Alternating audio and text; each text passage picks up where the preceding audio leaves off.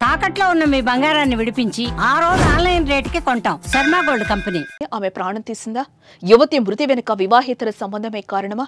ఎందుకు ఆమె ఆత్మహత్య చేసుకుందా? చంపేసి ఆత్మహత్యగా చిత్రీకరిస్తున్నారా? యూట్యూబర్ మధుమతి మృతి కేసు సంచలనం రేపుతోంది.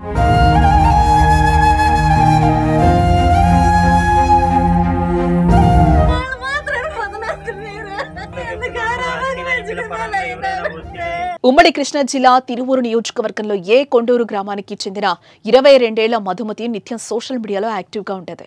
కాసింత అందంగా ఉండడంతో ఇన్స్టాగ్రామ్ లో రీల్స్ చేయడం మొదలుపెట్టింది. రోజు రోజుకు తన రీల్స్ కు ఫాలోవర్స్ పెరగడం గమనించింది.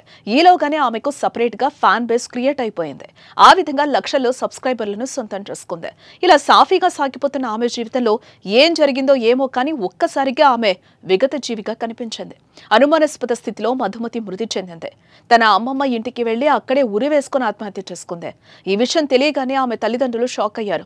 చేతికి అంది వచ్చిన కూతురు ఈ లోకాన్ని విడిచిపెట్టడాన్ని తట్టుకోలేకపోతున్నారు. మా కూతురు ఆత్మహత్యకు ప్రతాప్ కారణమని ఆరోపిస్తున్నారు కుటుంబ సభ్యులు.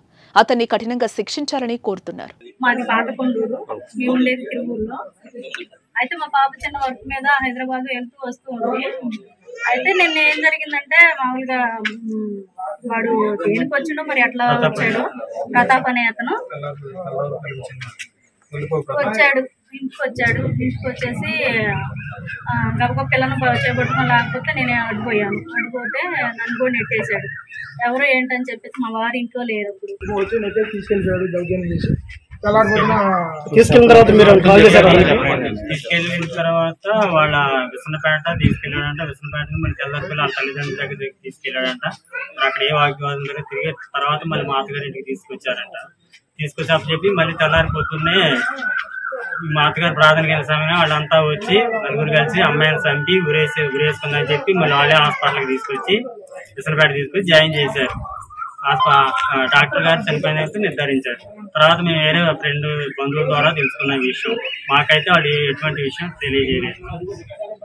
మాకు బంధువుల ద్వారాగా తెలిస్తేనే మేము వచ్చాము. తీసుకెళ్ళి కనీసం ఇన్ఫర్మేషన్ కూడా ఇవ్వలేదు.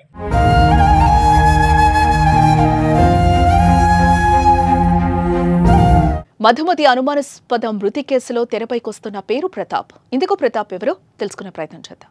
రీల్స్ చేస్తున్నప్పుడు పరిచయమో ఏమో తెలియదు కానీ గత కొన్ని రోజుల నుంచి ప్రతాప్ అనే వ్యక్తితో మధుమతి క్లోజ్ గా ఉంటున్నట్లుగా తెలుస్తోంది. అయితే ఇదే విషయంపై మధుమతిని తల్లిదండ్రులు కూడా హెచ్చరించారంట.